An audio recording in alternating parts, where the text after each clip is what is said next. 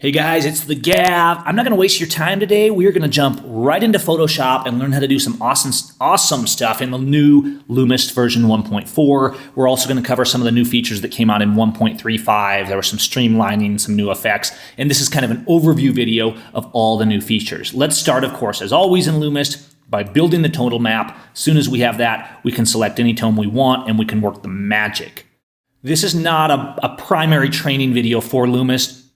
So if you don't know how to use Lumist yet, or you want to know what Lumist is all about, just go to the channel page or go to seimeffects.com/Lumist, and we have videos to show you the fundamentals. There's different training workshops on Lumist. This one is mainly about using some of the new modification tools, as well as a lot of new Luma painters. We will see one new action that was moved up here into Simple Toolbox, which was the noise soap. And this allows you to selectively do a heavy noise reduction, but only on the areas you want. So for example, here's our zone scale on our map here. Let's say we had some shadow noise and we only wanted to reduce noise in the 0 and 1. We could just select 0 and 1. We could feather it. And then just as always, we can now apply any action to that selection. So we could apply the noise soap, which I don't need right now. We did show that in a little more detail in the extensive in-depth hands-on video I did last week, which would be, I believe, training video number 3 for Lumist, and you can find that on the channel. Okay, I'm going to deselect this. Now, here we have the total map. Let's start on this one and look at what we can do with the sky. This image already looks pretty good, but if I hide the map, I could do a little bit with my sky here, all right? So let's make it easy. Let's take, what do we have? We have 7, okay, look at the colors, 7, 8, 9, and a little bit of zone 10.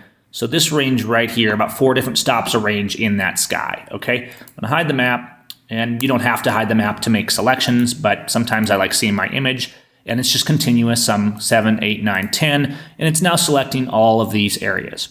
I don't wanna feather it a lot. I'm just gonna hit the feather 25 one time, and it's gonna soften up those edges a little bit. Okay, so in the Luma painters, you'll see that there's just more Luma painters now. There's the Blue Cross process, the Sun Paint overlay, and you can just try these and see what you like. In fact, let me show you a little trick that I use. I'm going to deselect all. One of the things I'll do, rather than make selections every time, is I'll just run a Luma painter. Of course, if we don't have a selection, it applies it to the whole image, and we can say I like it or I don't like it. And if we don't want it, we can just hit the new Delete Selected Effect button, and it'll quickly remove that. Without any dialog boxes or anything like that. But what I can do is this way I can try the Sun Paint overlay, the Sun Gold overlay. I can stack them, I can play around, and maybe I just want something like the classic Blue Paint overlay, right? And these paint overlays are allowing us to kind of build up and layer tones and colors and painting to varying degrees, but we've taken it further in Lumist 1.4. Let's go back up to that zone 7, 8, 9, and 10, okay? So I've already ran the Blue Paint overlay. I can still make the selection, 7, 8, 9, 10, make the feather. I have Blue overlay selected. I'm going to go down here and click the mask layer to selection button, which will do the same thing as if I had made the selection before running the action. This is also a way that you can quickly apply a selection to any group or any layer, even if it was not an action from Lumist. Okay, now we've limited that blue paint only to the zone 7 to 10, which in this case is, let's crank up the opacity on that. Of course, we can control opacity at any time for the intensity. It's applying to the sky and a little bit in the reflections in the water. So we can see that this is actually pretty good. It's just bluing up that sky a little bit, taking a little bit of that magenta cast out. But one of the things you'll see here is that you have these new sub-actions. These sub-actions are indicated with the double line in front, the big dash in front of them, which basically means they're not meant to run alone. They're meant to modify an existing action, specifically Luma painters. But these actually, what they do is they change blending modes, so you don't have to just go over here and toy around with blending modes, which is a great thing to do, by the way. But sometimes you just want to quickly kind of have a shortcut. And we've chosen some of the ones that tend to work really good on these type of overlays. Most of these Luma painters, when they run, they use something like soft light or overlay or vivid light, something that kind of blends the light through and also adds the color, all right? But there's no one blending mode to rule them all, okay? What if I want more paint? I could say make paint heavy. That's actually going to switch this to a normal blending mode, which you're like, whoa, that's intense. I mean, we can see the edges, and literally what that is an opaque paint, as if you would just paint it over the surface. But what we would do, let's go down to our opacity here on the layer and just kind of adjust this. Let's say we wanted to paint in a more intense blue or a deeper blue, we could do this. Usually when I'm using heavy paint or normal blending mode or opaque, whatever you want to call it, I'm going to run at a fairly low blending mode. And this can actually be phenomenal for selecting maybe skin that has some issues.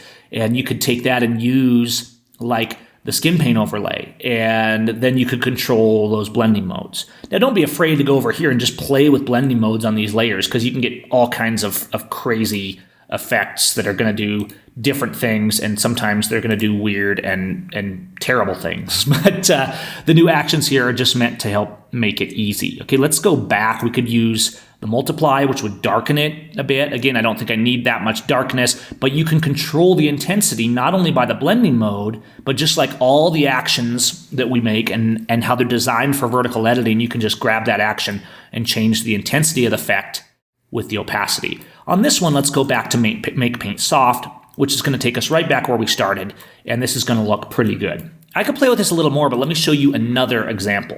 Here's an image that's actually, I think this is just the raw file. So this one needs some work, it needs some dynamic range. There's lots of things I could do. So it looks like I already have a map here. Let's look at our map, and it needs a refresh. Let's go ahead and refresh our map and see where we're at on this. And so I could go through and I could use the different features. I could say, well, let's look at these trees, and down here in the lower areas, we're kind of in the zone 1, 2 area. So let's take like zone 1 and 2, and let's feather that. I'm gonna hide the map, but I still have my selection, right? That's just the way Lumist works. It's all about giving you control over those selections. Let's say I wanna do a bit of a lighten curve on this, okay? I've just lightened up only those areas, and now I have my masked curve layer, and of course, I could take this, go to the properties just by double-clicking that layer, and I could adjust that layer, which of course is masked only to the areas I want. So I could control, the intensity, just the general feel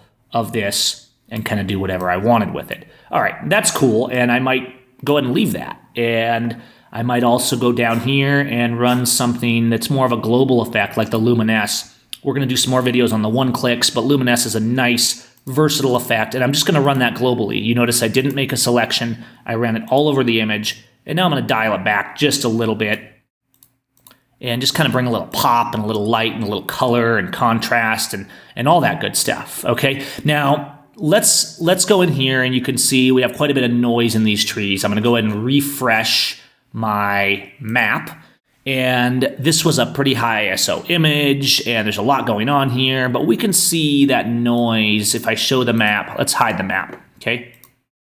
And we can see that I've kind of got some nastiness going on. But I don't want to denoise this whole thing, and that's where the new noise soap comes in.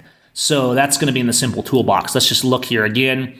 Again, our dark areas. Let's take it from zone 0, 1, and 2, okay? Feather by 25. And now what I'm gonna do is just run the noise soap. I've made that selection, and just like all the actions in the Lumist system, it's going to now limit that action automatically to the selection that I made. Of course, I could apply a mask to it after the fact just fine, and this is all covered in the other Lumist training videos, but let's say I ran the action global, like I did the Lumist action. I could then come back and make a selection and then use the mask layer 2 selection, which would add or update the mask.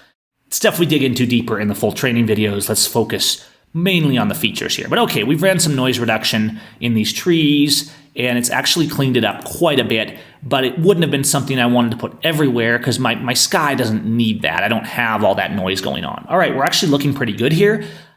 Here's what I really want to show you, though, and this is where some of these new blending modes come in.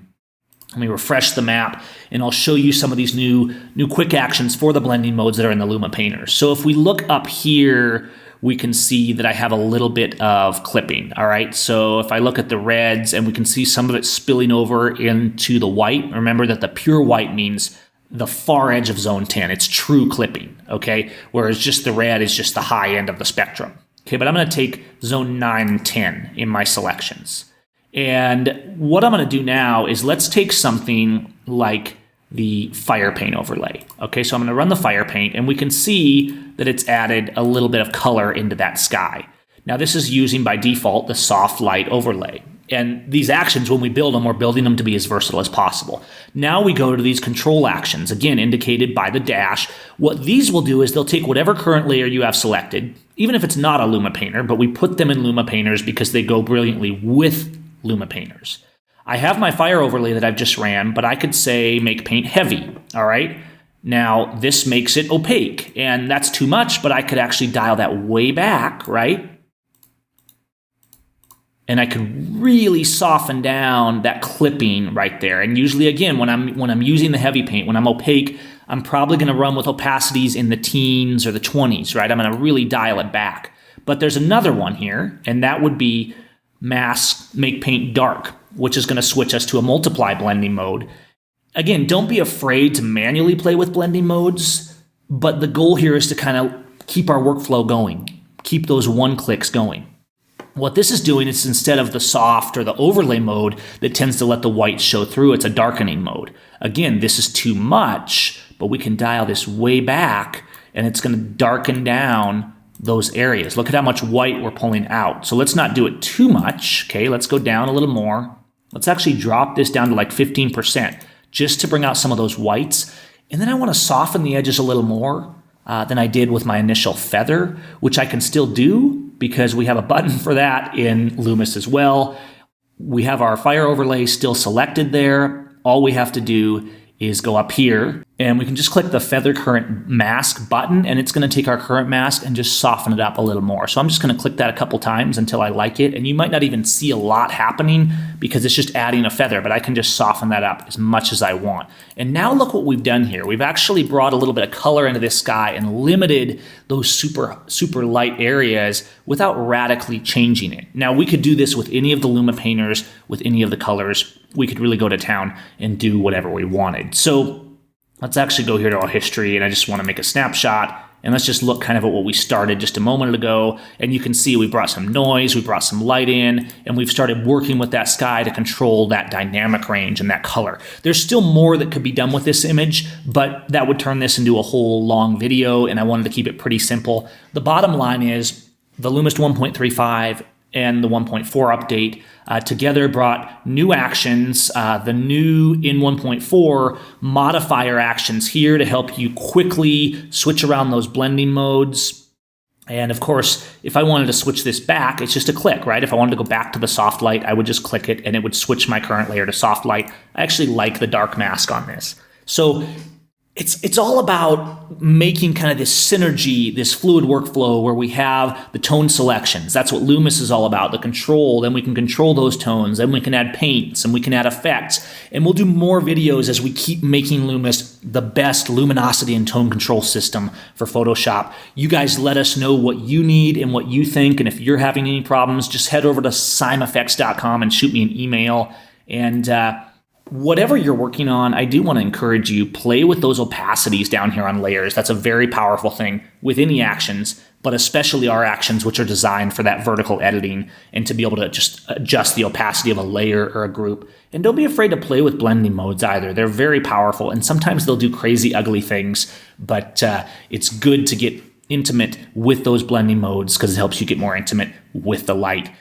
Enjoy the new features in the Luma painters. Just add those painters, mask them out, apply them globally, play with the modifiers and the blending modes of the painters, and just keep enjoying Lumist, and we'll keep trying to make it better. All right, guys, peace.